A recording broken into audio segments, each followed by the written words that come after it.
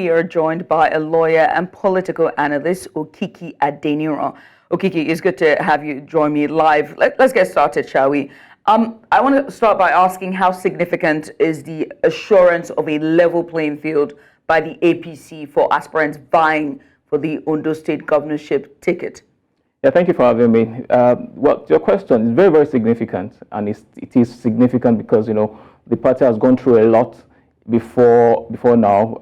As a matter of fact, before the governor now was made the governor, the party had gone through a lot of issues. There's been issues about who to become the next governor, who to select, basically.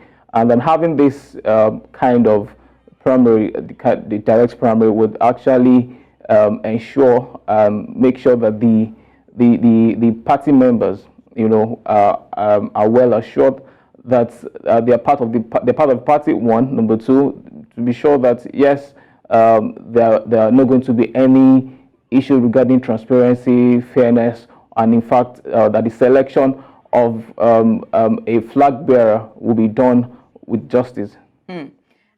Which begs to ask a question about measures, right? Because if you are saying that you're going to make sure that for everyone who's vying for a ticket to be a flag bearer would have a level playing field, what then would now be measures that the APC have put in place to ensure fairness and transparency in the party's gubernatorial primary election process in the state? Yes, there are so many measures that have been put in place. As a matter of fact, one of the things that we should actually look at is the fact that the National Working Committee has decided to have a direct primary instead of indirect. A direct primary, involves everybody in the party.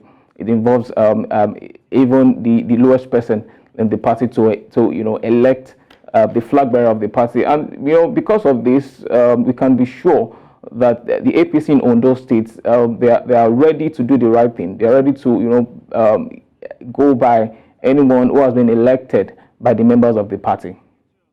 Right. I mean, let's look at impact, right? What impact might the assurance of a level playing field have on the overall dynamics and competitiveness of the gubernatorial race in the state? Yes, the impact on the I'll say general election, yes. The impact will be that right now, by the time the flag bearer is elected at the primaries, what you can be sure of is that APC stands a chance to win this election. And where a party such as APC has decided to have a direct primary instead of having a group of people select someone to represent them, it means that at the general election they can be sure and be well assured that yes, their person or the flag bearer will actually win the election, and APC will retain the seats of power. Let's widen this, right, and look at this from a broader perspective in terms of our democracy, right? We just seen Senegal, although that's on a national level when it comes to Senegal, but with APC and the gubernatorial elections and their primaries, and assuring their team or those who are vying for a ticket that they're going to have a level playing field. How does this assurance from the APC align with broader expectations for democratic processes and political parties in Nigeria? Yes, democracy, basically, it's the government of the people. It is time to have the people do their thing, and it is time for us to have them select the person that they want. If this is done properly in Ondo State, it will actually go to other states.